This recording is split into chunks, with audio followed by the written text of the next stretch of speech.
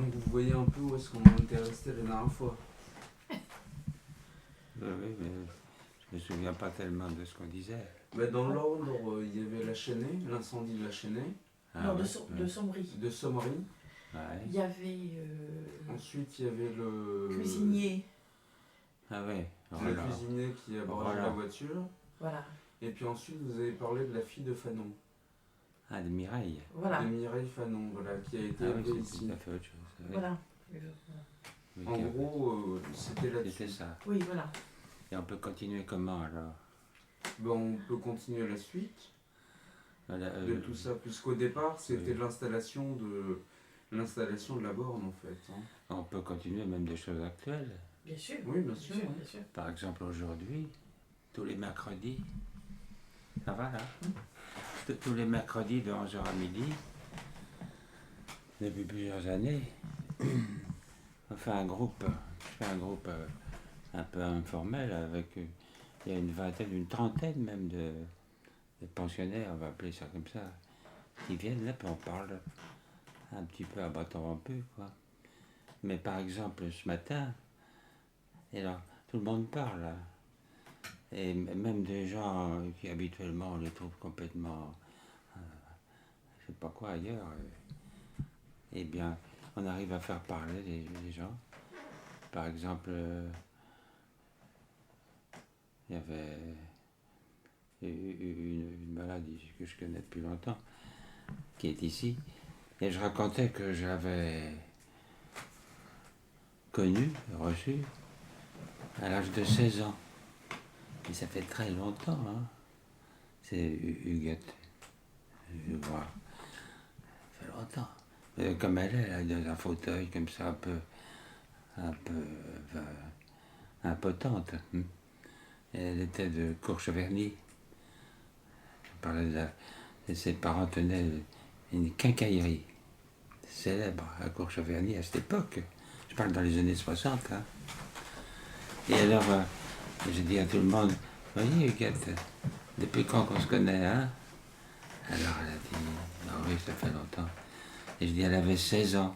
Oh là là. Alors on a parlé de ça, là-dessus, elle s'est bien parlé. Hein. Elle qui parle jamais. Elle a parlé de ses parents. Et je dis, votre frère, il est toujours à Saint-Jean-de-Mont?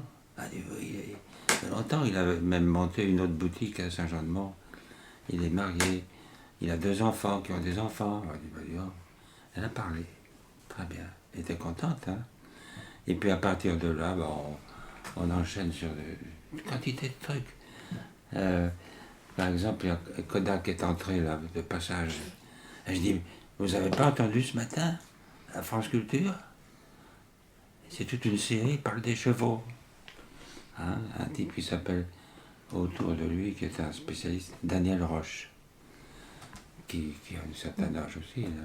Il est de 50 à peu près. Daniel Roche faisait l'histoire des chevaux. Vous avez peut-être entendu? Vous avez entendu ça? Mais ce matin, je n'ai pas entendu avant, mais il faudra le reprendre. C'était magnifique.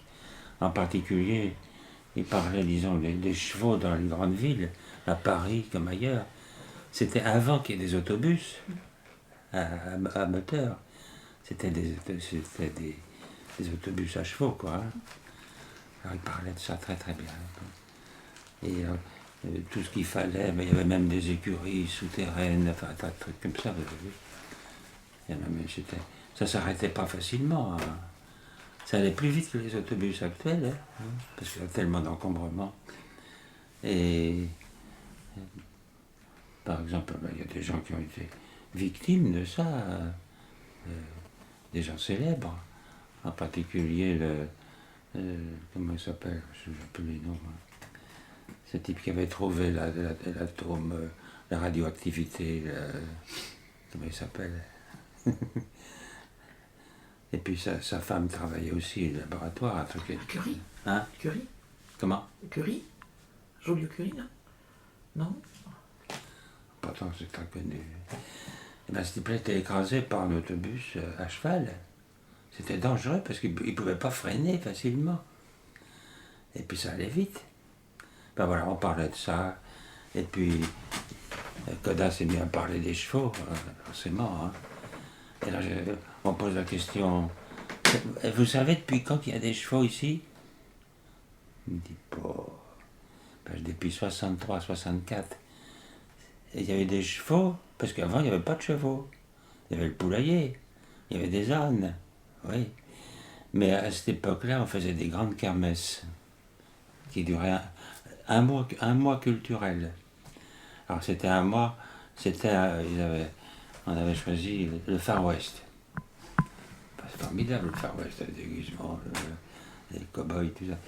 Et le Far West, on avait même été emprunté, là, il y avait une vieille diligence à un restaurant de Bracieux, je ne sais pas si elle y est encore, pour pas de la pub, une vieille diligence, c'est la sortie de Bracieux vers Chambord, là, c'est un grand restaurant maintenant. Et on leur avait emprunté la diligence pour faire le Far West. Alors ça a été extraordinaire. Hein. Et puis, c'est là qu'il y a eu des chevaux. Après, il y avait des chevaux. Il y a même un type qui était propriétaire, je ne sais pas quoi, enfin, il pensait qu'aux chevaux. C'est un monsieur Camus. Et qui est venu travailler. Là, on appelle le club d'équitation, je ne me souviens pas comment il appelait ça, la bretèche. Et bien, il y a eu des chevaux à partir de ce moment-là seulement. Hein. Et puis après, ça s'est multiplié, bien sûr. Hein. Alors ça fait toute une histoire. Là-dessus, les gens ont parlé de leur sortie il y a un mois à peine en Sologne, avec la diligence. Tout le monde parle. Là. Il y en a qui ont été, qui s'en souviennent bien, etc. Et ça anime beaucoup. Donc on a parlé. Alors j'ai dit à Coda, si tu veux, on va essayer d'extraire ce qui a été dit à France Culture pour le mettre soit en disque ou je sais pas quoi. Bon, elle est d'accord, on va le faire. Et ça remue beaucoup de monde, ça. Hein. Surtout que ça évoque la diligence, mais ça évoque aussi d'autres histoires. Hein. Par exemple, la petite calèche, là, pour faire le tour de la borde. Bon. Et puis, il me dit, avant les chevaux, il y avait quelques ânes ici. À tel point que les ânes, ils sentent les ânesses de loin, et même les juments. Hein. Alors, et une fois, j'ai eu un coup de téléphone, même à 1h ou 2 du matin, et c'était la comtesse du coin, et qui me disait, je vous en prie, envoyez-moi votre palefrenier pour rattraper l'âne. Enfin, 2h du matin, pas tout le monde se meurt, là. C'est pas... Et ça donne une ambiance comme ça, puis après, ça engage d'autres conversations, on parle de l'âne, un peu, un tas de trucs comme ça. J'ai marqué ce que j'avais dit ce matin, ce qui s'était dit. Et puis, ah oui, j'ai dit, par exemple, au mois d'août, Coda, elle avait fait une fête du poulailler, toute la journée, mais même tard, jusqu'à minuit. Moi, je me suis complètement gelé, là, il faisait froid jusqu'à minuit, avec un grand écran au poulailler. Et elle nous projetait un film, 1927-28, un film allemand, quoi, remarquable. Hein. Et puis, l'accouchement de la jument. Alors je dis à Coda, mais j'ai regardé là, mais j'avais froid, puis on n'a même rien vu. L'accouchement, c'était trop sombre, tout ça. On a parlé, alors les gens, ça donne de la conversation, quoi. Après, qu'est-ce qui est apparu? Il est apparu, ah oui, que les malades, ça fait 30 ans, je dis qu'il faut faire le GAP, groupe d'accueil permanent. Bon, ben c'est les malades qui le font, hein, très bien, avec poussé un peu par Elisabeth et puis Alain. Mais s'ils sont tout seuls, ils vont se faire mal voir. Donc, c'est un groupement. Alors, qui c'est qui va au GAP? Alors, il y a des malades qui disent, moi j'y vais, moi je fais ça, etc. Et puis, c'est pour faire groupe d'accueil permanent, le GAP. Mais il faut accueillir tout le monde. Et accueillir aussi le personnel. Il en aurait besoin. Hein. Et puis, j'avais dit qu'il fallait des responsables dans les SAM. Il n'y en a pas tellement encore. Hein. Alors là-dessus, elle m'a dit, mais on y va au SAM. On a inscrit, on a même deux délégués malades. pour les SAM. Ah bah, je disais, c'est fantastique, etc. Ça fait une animation étonnante. Hein. Et puis ça aboutit à des trucs très intéressants. Je ne sais plus par quel biais. On a parlé des favelas. Et là, il y a une fille remarquable, une stagiaire, qui doit être sociologue ou psychologue, et qui travaille dans les favelas de Rio. Alors les favelas, on en a des idées comme ça massives, mais c'est une complexité là-dedans. Il y a des choses horribles de tuerie, de vente d'organes, des gosses qu'on tue, etc. Mais il n'y a pas que ça. C'est une organisation fantastique. Alors j'ai même dit à la fille, là, ça serait bien de nous faire un exposé sur les favelas de Rio. Puis là-dessus, je dis, ben, ça, je me souviens, j'ai une thèse là-dessus. Il y avait une sociologue il y a très très longtemps qui avait fait sa thèse sur les favelas de Rio, qu'elle avait essayé de faire un dispensaire là-dedans. Mais ce qu'il fallait pour que ça marche. Hein. De même, un autre médecin qui était ici il y a longtemps, il a fait la même chose à San Paul. Mais la première des choses, c'est de payer le voyage, donner un ticket de bus, sans quoi ils ne viendront jamais. Et puis quand je me souviens qu'elle disait, mais quand on les voit, il faut faire des vaccinations. Ça fait partie de l'hygiène mentale. Elle s'est fait complètement, pas écrasée, mais malmenée par les grands psychanalystes, etc., du centre de la ville de Rio, en disant c'est pas scientifique, c'est des couillons, quoi. Bon, voilà. Alors on va faire ça, je vais chercher la thèse il y a longtemps, de cette femme qui travaillait là, on va le donner si je le retrouve, à la fille là, qu'elle nous fasse un exposé. Ben ça, tout ça, ça vient. Et qui c'est qui a inventé ce qu'on appelle le coup de main? Ben ça se passait le lundi matin, en fin de matinée. C'est une initiative de Myriam Guattari, la femme du fils de Félix. Et c'est elle. Et ben maintenant le gars s'occupe du coup de main pour savoir ce qu'il faut faire dans la semaine. Tous ces machins-là. C'est ça. Et là-dessus, quelqu'un dit, oh, il y a une armoire, il y a eu 3 armoires que j'avais fait mettre au rez-de-chaussée pour essayer de faire autre chose que se précipiter au bar, comme ça, qui est plein de petits ateliers, et un point lecture. Là, je mettre les livres qui traînent à la chapelle pour les mettre là, et pour distribuer des revues, rien. La porte est cassée, une fille qui dit, d'une des armoires. Et ben je dis, ben, il y a Alain qui est là, c'est le spécialiste, c'est lui qui les avait retapés, les armoires, les bibliothèques. Et on a reparlé du rez-de-chaussée, etc. Ben, eh bien, on touche à des trucs très concrètes, avec les malades eux-mêmes. Puis je dis, voyez bien, il faudrait soigner le personnel. Enfin, ça, je ne peux pas trop le dire, mais c'est les malades qui peuvent faire ce boulot-là. Alors les soigner, ça me fait un peu rigoler, moi. Bon. Voilà. Ça va, ça? Qu'est-ce que vous en pensez? Ça peut se dire, tout ça? Oui, bien sûr, on peut Ça continuer. va casser la gueule, toi, hein? J'avais dit ça. En fait, c'est la réunion Pitchoum. Les juments, c'est le pitchoum. Et alors là, le pitchoum, vous savez pourquoi on appelle ça le pitchoum? J'allais le dire l'autre fois. Non? C'est parce que, il y a plusieurs années, il y a très longtemps, il y a plus de 20 ans, oui. Félix était encore là. Félix, il est mort au mois d'août 92. Donc c'était avant. Alors il y avait dans le personnel des gens qui ont dit il faut faire une réunion pour les nouveaux embauchés, pour savoir, pour leur dire où ils sont, etc. Puis au bout d'un certain temps, j'ai dit à quel moment on est plus nouveau ici? On ne sait pas. Et puis il dit à ce moment-là, on ne va pas répéter 36 fois. Il faut faire un CD pour dire ouais, nous. Et puis c'est resté un peu confus. Et puis c'était infiltré par les pensionnaires petit à petit.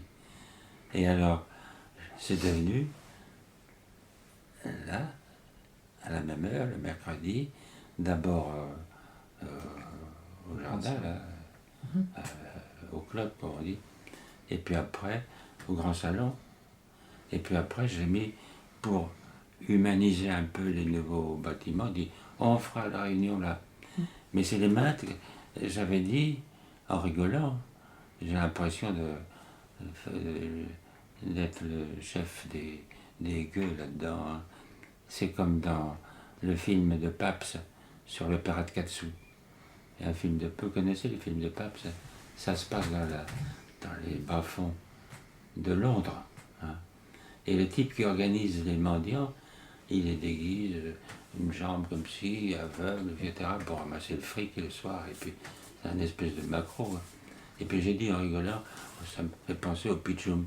Et les malades ont entendu ça. Ils ont dit, ben c'est le pitchoum. Alors on appelle ça le pitchoum. C'est pas glorieux pour moi parce que je suis le macro. Bon. Et alors, on laisse tomber, mais j'appelle ça le pitchoum tous les mercredis de 11h à midi. Et voilà, ça donne des trucs comme ça. Alors c'est variable d'une semaine à l'autre, mais ça donne quand même une ambiance particulière. Hein. On parle d'un tas de trucs au hasard un peu. Hein. Et c'est là-dessus que bon, Coda a raconté des histoires sur les chevaux. Hein. Et puis en même temps, ça a donné des idées aux favelas. C'est tombé comme ça. Si on n'avait pas fait ça, on ne saurait pas. Je ne saurais pas que cette fille a travaillé dans la périphérie de Rio. C'est devenu énorme, ces villes-là. Je sais pas, moi je vois à Saint Paul, il y a à peu près 20 millions d'habitants maintenant. Hein. Bon. Voilà. On parle de tout ça. Eh bien ça, c'est, à mon avis, c'est une plateforme très très importante, qui n'est pas formalisée, hein, mais ça attire les gens comme ça, et puis les gens se mettent à parler, même les plus difficiles. Hein. Et, voilà, à peu près. Ça, je dis ça parce que c'était ce matin, quoi. Mais à la limite, on peut trouver, inventer des tas de trucs comme ça. Hein. C'est pour ça que ça allait très bien d'évoquer ce que disait Coda, et puis que je lui dise, on va essayer de sortir de... Moi, je sais pas comment on fait pour sortir des trucs de France Culture, mais ça se fait. Hein. Voilà. C'est un aspect particulier, mais pour faire ça, c'est certain, on ne peut pas faire ça dans un hôpital comme ils sont maintenant. Hein, fermé, etc. Bon. Et puis, on dirait, mais alors qui c'est qui dirige le moniteur là-dedans? Bon, pas du tout. Voilà. On a une idée. Mais ça me semble un des aspects possibles. De même, le comité hospitalier, c'est toujours un peu le fourre-tout là-dedans, mais c'est en rapport avec... S'il n'y a pas d'autre chose que ça, ben c'est vrai que c'est rien. Hein. Mais par contre, ça peut donner... Et alors, les maladies... On a même invité des gens du personnel pour faire partie du GAP. Ça, c'est magnifique. Hein. Bon. Ça pose un problème général. Hein. Où est-ce qu'ils sont les malades, les pas malades, etc. On n'en sait rien. Hein, bien sûr, officiellement, bah oui, il y a des malades. Mais enfin, ils sont là 24 heures sur 24. Ils font pas les 35 heures. Ça, c'est vrai. Qu'est-ce que vous en pensez de ce que je raconte là? Ça passe? J'avais pas dit tout ça encore. Non. C'est ce que j'avais noté ce matin là. Ouais. Pitchoum. Puis en même temps, ça resitue bien les choses pour non pas décrire ce qui se passe ici, ça dépend par quel bout on le prend. Hein. Il y a plein d'autres trucs. Hein. Mais tout au moins, ça s'articule là. Alors? Mais la spécificité de la borne, c'est que c'est toujours en mouvement. C'est-à-dire par la diversité des gens qui sont embauchés et par tout le temps le questionnement sur le gap, sur les redéfinitions, etc. Ou peut-être vous pouvez peut-être nous parler de ça. De ce mouvement perpétuel. Ce que je voulais depuis 30-40 ans, c'est qu'au rez-de-chaussée, le rez-de-chaussée, Et ça intéresse beaucoup les cuisiniers, ce que je viens de dire. Ils y viennent, là où il y a les malades, pour parler. Qu'est-ce qu'on fait cette semaine? Rez-de-chaussée. Mais le rez-de-chaussée, à un moment donné, j'ai dit, c'est un petit peu comme une auberge espagnole, ça. Heureusement qu'il faut que la cuisine soit ouverte tout le temps, pas fermée. Comme ils voulaient exiger ça, la haute autorité, qu'on mette un guichet. Il n'est pas question. Et alors là, c'est pour ça que je fais souvent un groupe avec les cuisiniers. En principe, mais je n'ai plus le temps pour l'instant, 1 heure ou 2 par semaine, pour parler des gens qui passent là. Alors si on met un guichet, il n'y a plus rien. Et alors, ça intéresse beaucoup. C'est un des meilleurs groupes qui soit, parce qu'ils sont là et ils voient toute la journée les choses. Hein. Puis quand ils arrivent le matin, des fois, c'est pas de la rigolade. Hein, alors des choses qu'on ne peut pas dire, ça me ferait des histoires, mais par exemple les veilleurs, au château par exemple, ils n'ont pas grand-chose à faire, il faut qu'ils soient là simplement. Hein. Mais une des choses qu'ils pourraient faire la nuit, hein, ça serait de nettoyer votre chaussée, c'est vite fait. De nettoyer les tables, par terre quand c'est dégueulasse. Parce que quand les cuisiniers arrivent le matin à 6h30, 7h, il y a des moments, ils disent c'est dégueulasse. Alors ils sont obligés de nettoyer. Alors ça va pas, ça. Alors à mon avis, ça serait le travail des veilleurs, que ça soit propre. Et puis des choses, par exemple, moi des fois je viens la nuit, là, 1h30, 1h du matin, mais je passe encore cette nuit-là. Et ben, le grand salon, complètement illuminé, hein, avec des malades qui dorment. Hein. Et puis je vois d'autres malades. Bien sûr qu'il y a beaucoup d'activités ici, mais il y en a aussi beaucoup qui sont complètement, non pas à l'abandon, mais ils ne sont pas actifs, ils se promènent de long en large. Hein.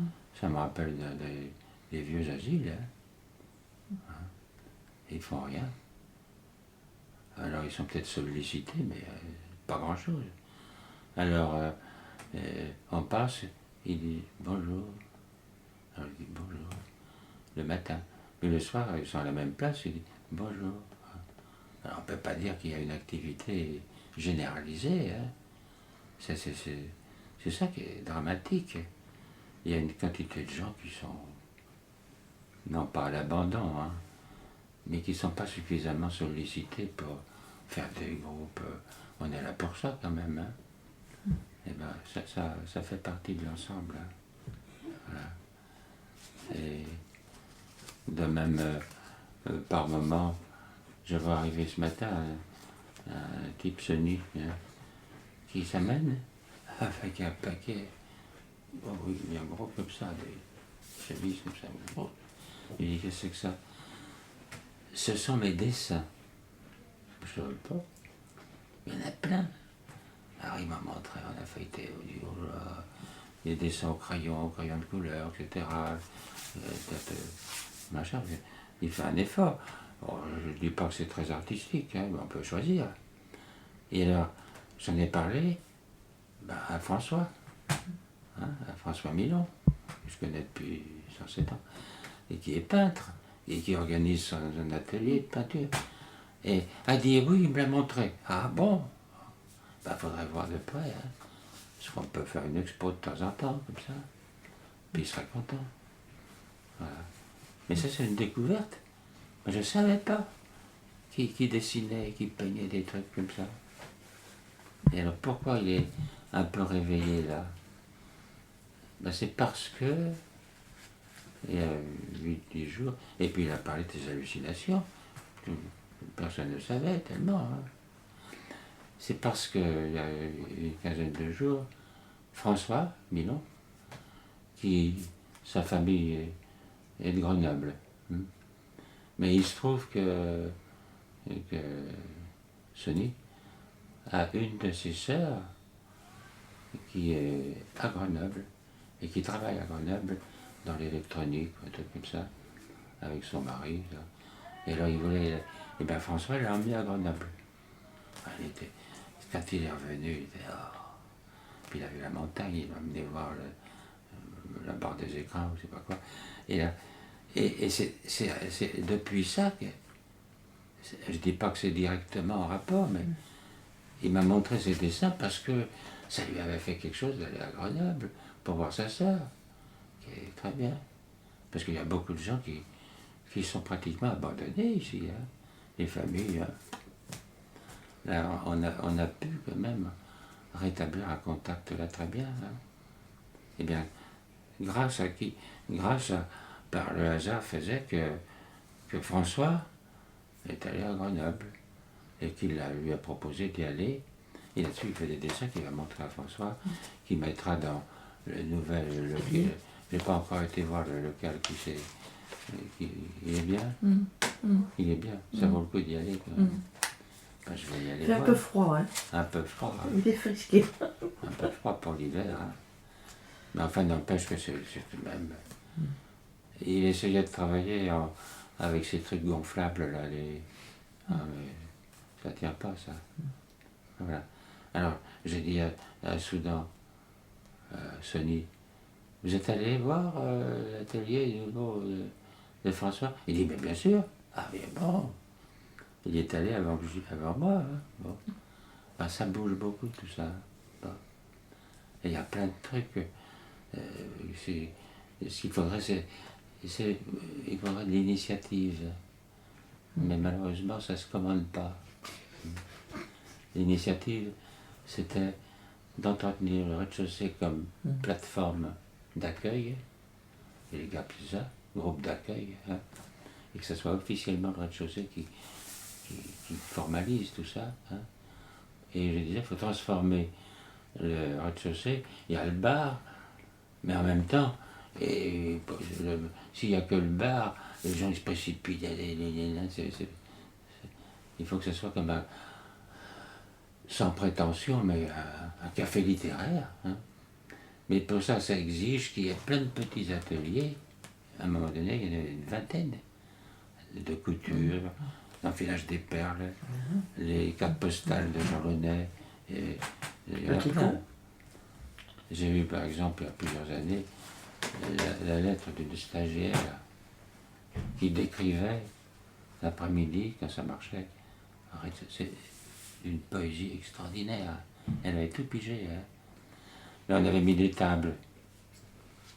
Il faut bien dire qu'il y a des tables qui sont disparues. Hein. C'est pas un sabotage voulu, mais pas comme ça.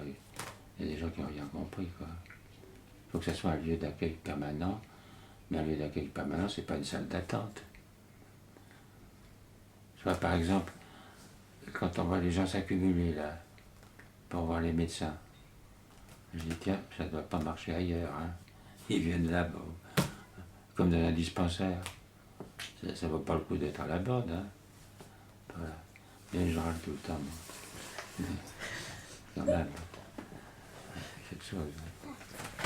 Il y a de quoi faire. Hein. De même, j'aurais parlé des bibliothèques, parler de la chapelle. On a mis un piano, mais il y en a qui ont tapé dessus. Hein. Enfin, il n'est pas esquinté, mais c'est un Yamaha. Hein. Alors on dit, où c'est qu'on va le mettre, le piano? Grande histoire, oh là là. Est-ce qu'il faut attendre le premier étage du château? Ah oui, pourquoi pas. Mais il y en a une fille très, très intelligente. Claire. C'est pas clair. C'est Joël? Yvonne Leder. Ah oui. Très, très intelligente. Oui. Mais très, très malade. Avec des systèmes d'interprétation. Mais alors, intelligente. Là. Mais elle souffre beaucoup de ça. Et alors, je disais longtemps, il y a un piano quand même, elle joue du piano un peu. Mais elle jouait tout le temps la même chose, c'était la sonate pathétique, 4e page de Beethoven. Depuis le temps, ça fait des mois que vous me parlez de ça.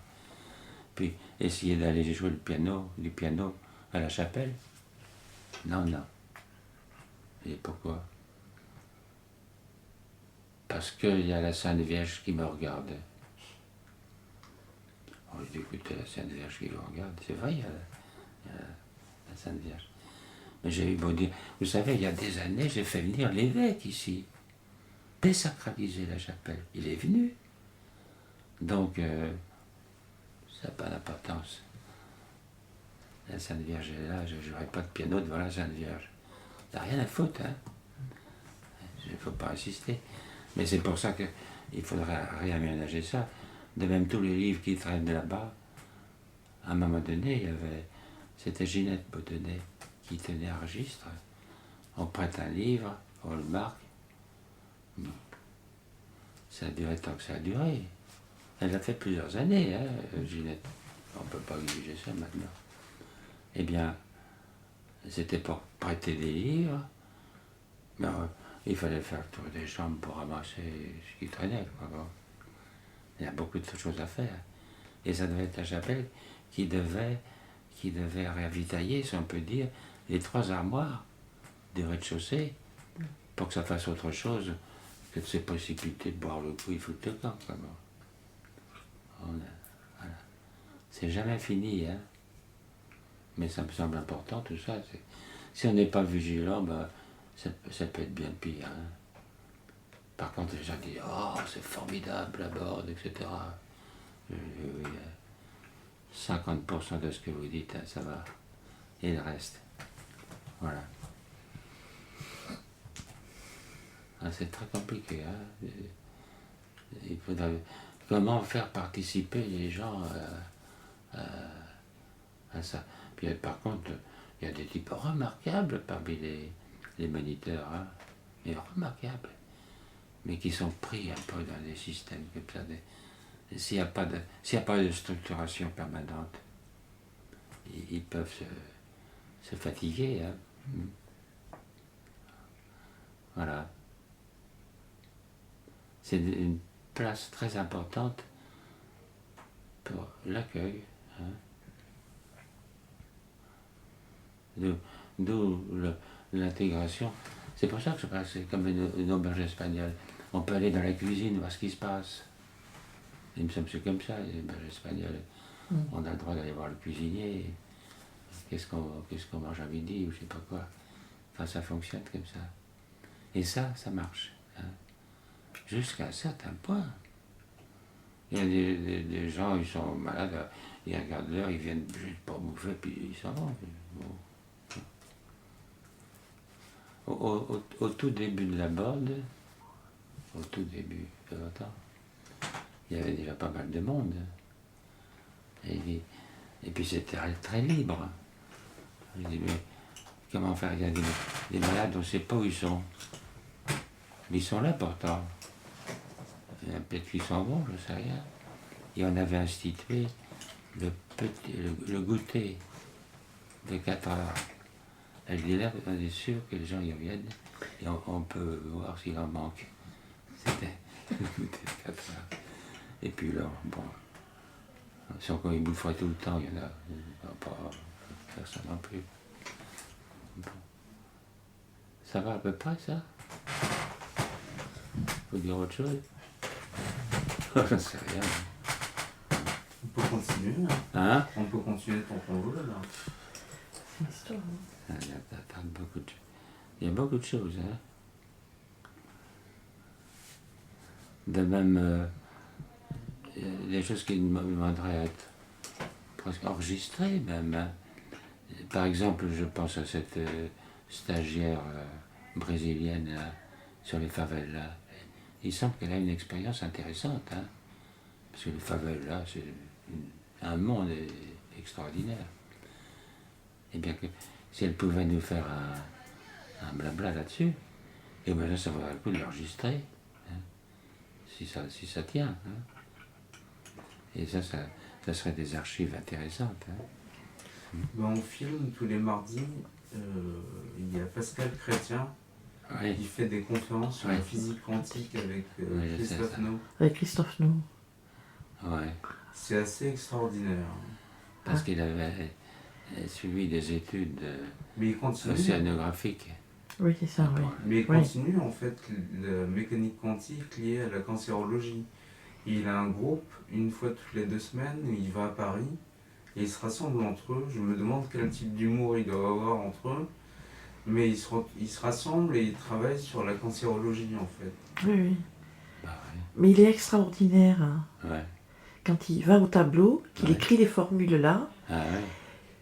on voit on dirait qu'il a fait ça toute sa vie, quoi. Ah, c'est magnifique. Et ça, pour moi, c'est extraordinaire, hein. Ouais, oui. Et il fait ça tous les mardis, hein. Je vais le mettre en relation. Il y a une fille qui vient régulièrement ici. Une grande, c'est Sarah.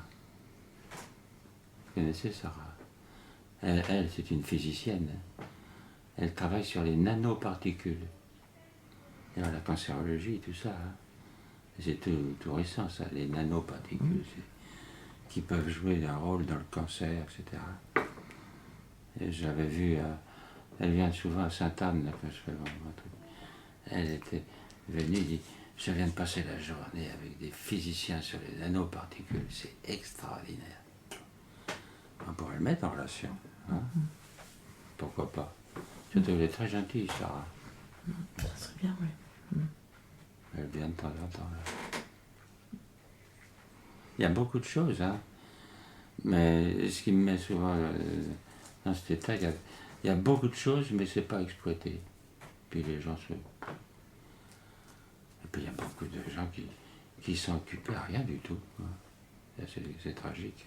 Il ne s'agit pas d'occuper, mais enfin quand même, hein, il y a un minimum. Bon. Ça doit aller pour aujourd'hui. Hein, faut pas avoir faut que ça vienne comme ça, quoi. Hein. Là, c'est venu parce que j'ai écouté France Culture en allant au laboratoire ce matin. Et, c'était magnifique. L'historique des chevaux dans le 19e siècle et début du 20e. Mais d'une façon... C'est Daniel Roche. Et c'est quoi le laboratoire? Pour Sarah, Non, votre laboratoire. mon laboratoire. Oui. Comment ça? Sur la liste en fait Ah. sur la liste des numéros de téléphone, il y a marqué le laboratoire du docteur Horry. Ah, c'était une vieille histoire. Ce qu'on appelait laboratoire, c'est un grand nom. C'était toute la partie, là, il n'y avait pas encore de construction derrière. C'est tout à côté où il y a le lavabo, etc. Et au début, c'était pour avoir un minimum de possibilités de faire un laboratoire quand même. Hein. En particulier sur avoir des petits appareils pour doser les molécules, etc. Par exemple, il y a des gens qui sont, c'était dans les années 50 et quelques, des gens qui sont sensibles à telle ou telle molécule plutôt que d'autres. Au lieu de dire un tempérament, un grand, un petit, etc., mais de façon très précise. À des types, celui-là il faut du cuivre, celui-là il faut du calcium. Et il y avait un type, un chercheur, je crois, du Val-de-Grâce, à Paris, qui avait un laboratoire pour justement refaire faire une précision des tempéraments. Il y a des tempéraments qui sont pour le calcium, d'autres pour le cuivre, pour cela.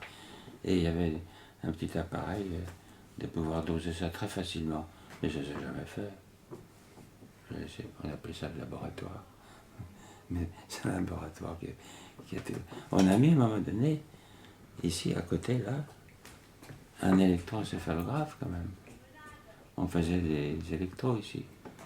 Tout à côté, là. Pendant des années, ça. Autour des années 60. C'est pour ça qu'on appelle le laboratoire. Hein. Mais c'est tout, quoi. Et puis c'est resté. Voilà. Maintenant, il n'y a rien. Il faut s'y faire. C'est pour ça que c'est très intéressant de faire des recherches sur les nanomolécules ou des trucs comme ça, sur les oligo-éléments.